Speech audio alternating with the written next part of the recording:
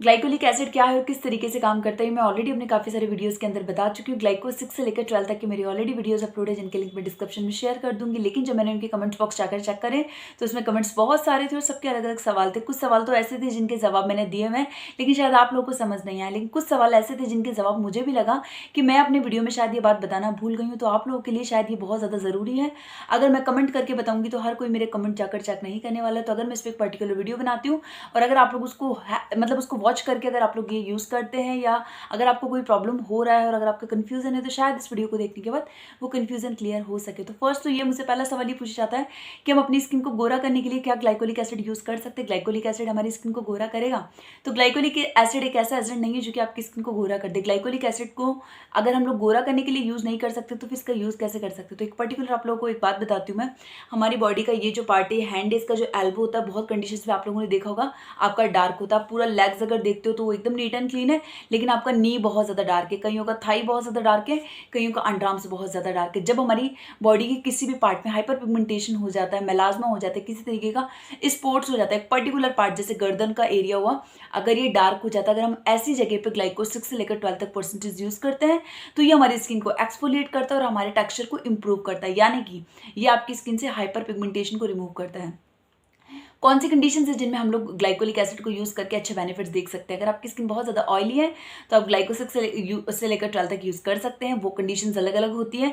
इनके यूज़ के बाद आप क्या क्या सोच सकते हैं कि क्या क्या रिजल्ट आप लोगों को देखने को मिले। आप एक्ने में इसको यूज़ कर सकते हैं, एक्ने के मार्क्स में इसको यूज़ कर सकते हैं, डार्क स्पॉट्स में इसको यूज़ कर सकते हैं, फाइन लाइन्स में इसको यूज़ कर सकते हैं, रिंकल्स में इसको यूज़ कर सकते हैं, हाइपर पिगमेंटेशन में इसको यूज़ कर सकते हैं, मेलाज्मा में इसको यूज़ कर सकते हैं।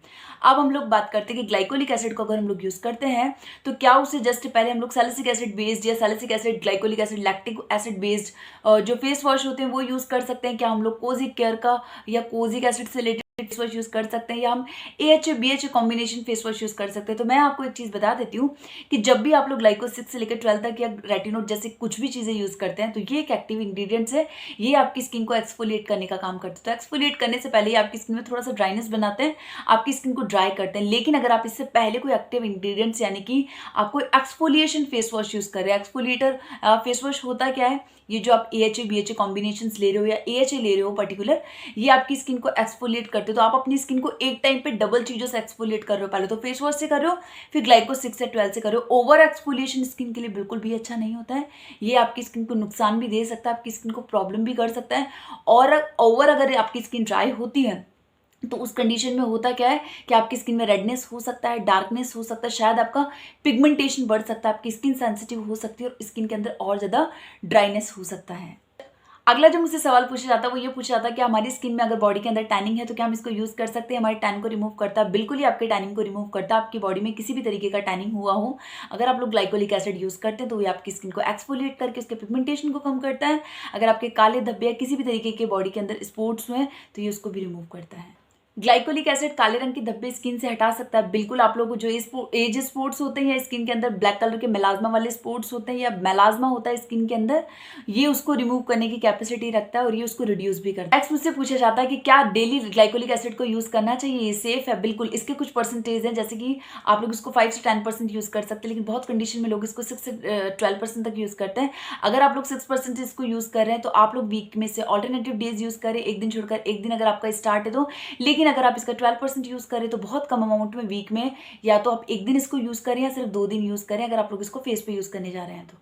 कई लोग मुझसे पूछते हैं कि मैं इसके साथ विटामिन सी यूज कर लूँ, बहुत सारे लोग पूछते हैं नियासिनामाइड यूज कर लूँ, बहुत सारे लोग हाइलुरोनिक बोलते हैं, कई रेटिनॉल बोलते हैं, कई लैक्टिक बोलते हैं, कई सैलिसिक बोलते हैं। तो मैं आप लोगों को एक चीज बता देती हूँ कि ग्लाइकोलिक एसिड ऑलरेडी एक बहुत स्ट्रॉन्ग एक्टिव इंग्रेडिएंट्स है, तो इसके साथ आप लोगों को रेटिनॉल, विटामिन सी या फिर सैलिसिक एसिड, लैक्टिक एसिड, इस तरीके का कुछ भी यूज करने की जरूरत नहीं है। जब भी आप ग्लाइकोलिक एसिड यूज करते हैं तो सिर्फ ग्लाइकोलिक एसिड ही यूज करें। अगर हम लोग ग्लाइकोलिक एसिड यानी कि ग्लाइको यूज़ करते हैं तो हम लोग उसके साथ कौन सा सीरम यूज़ कर सकते हैं? अगर आप इसको यूज़ कर रहे हैं, अगर आपकी स्किन में बहुत ज़्यादा ड्राई है, ऑयली है, सेंसिटिव है, कोई भी स्किन है, तो आप लोग इसके साथ हाइलुरोनिक बेस्ड सीरम यूज़ कर सकते हैं, नियासिनामाइड बेस्ड सीरम यूज़ कर सकते हैं। दोनों ही सीरम बहुत अच्छे हैं। बहुत सारे लोग बोलते हैं हमारी आंखों के नीचे बहुत ज़्यादा फाइन लाइंस है। जब भी रेटिनॉल यूज़ किया जाता है, ग्लाइकोलिक यूज़ किया जाता है, तो कहा जाता है कि आईज एरिया को अवॉइड करके यूज़ किया जाए। तो हमारी आंखों के नीचे फाइन लाइंस है, डार्क सर्कल है, तो हम लोग के ग्लाइको यूज़ कर सकते हैं। बिल्कुल आप आइज़ के नीचे ग्लाइको यूज़ कर सकते हैं, लेकिन आप 12% की तरफ बिल्कुल ना जाएँ।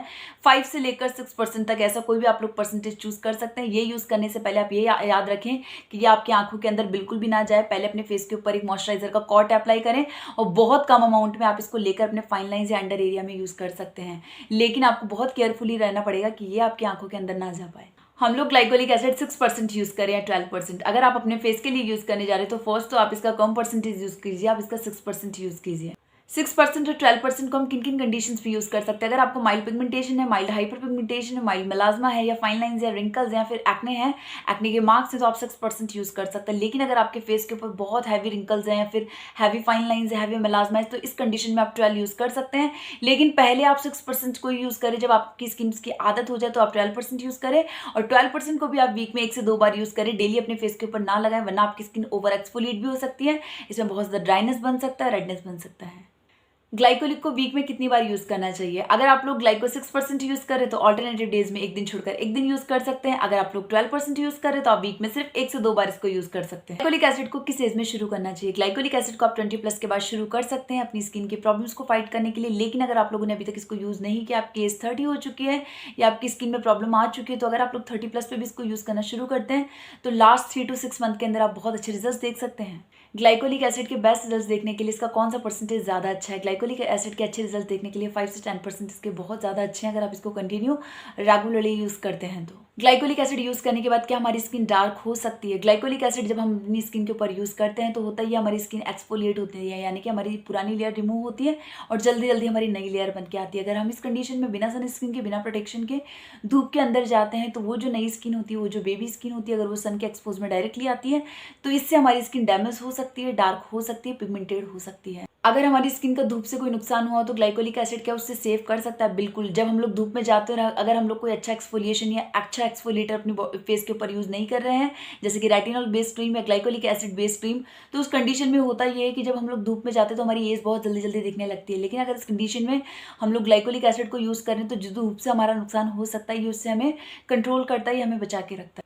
ग्लाइकोलिक और रेटिनॉल दोनों को यूज़ करना सेफ है कि हम इसको ऑल्टरनेटिव डेज में एक दिन ये एक दिन वो यूज़ करें? तो बिल्कुल भी नहीं, आपको ऐसा बिल्कुल भी नहीं करना चाहिए, क्योंकि दोनों इंग्रीडियंट्स काफ़ी ज़्यादा स्ट्रॉन्ग है। दोनों ही आपकी स्किन के सेल्स टर्नओवर को बढ़ाते हैं, दोनों ही आपकी स्किन को एक्सफोलिएट करते हैं, दोनों ही आपकी स्किन के डेड सेल्स को रिमूव करते हैं। और अगर आप इनको ओवर यूज़ करोगे तो ये आपकी स्किन को बहुत ज़्यादा ड्राई कर सकते हैं, रेड कर सकते हैं, ईचिंग कर सकते हैं, खुजली कर सकते हैं, आपकी स्किन ज़्यादा पील ऑफ हो सकती है। तो आपके अपनी जो भी स्किन के कंसर्न हैं उनको देखते हुए आप कोई एक ही एसिड इसमें से यूज़ करें। दोनों एसिड्स को एक टाइम पे यूज़ करना बिल्कुल भी सही नहीं है। आप लोगों को लगता है वीडियो यूजफुल था, आप लोगों को पसंद आया तो प्लीज जाने से पहले वीडियो को लाइक करके जाना। अगर अभी तक मेरे चैनल को सब्सक्राइब नहीं किया तो बिल्कुल सब्सक्राइब कर लेना, ताकि मैं नेक्स्ट टाइम कोई भी ऐसा वीडियो अपलोड करूँ तो आप लोगों को नोटिफिकेशन मिल सके। मैं एक नेक्स्ट वीडियो लेकर आने वाली हूँ जिसमें मैं आप लोगों को बताऊंगी कि एक्सफोलिएशन जो होता है वो काफ़ी तरीके से होता है। फेस वॉश के तरीके से आप लोग कर सकते हो, टोनर के तरीके से आप लोग कर सकते हो, सिरम में कर सकते हो, जेल फॉर्म में कर सकते हो, क्रीम फॉर्म में कर सकते हो, या फिर वीकली एक्सफोलिएशन पीलिंग सोल्यूशन से कर सकते हो। तो अगर आप लोग इंटरेस्टेड है तो नेक्स्ट वीडियो आप लोग जरूर वॉच करें।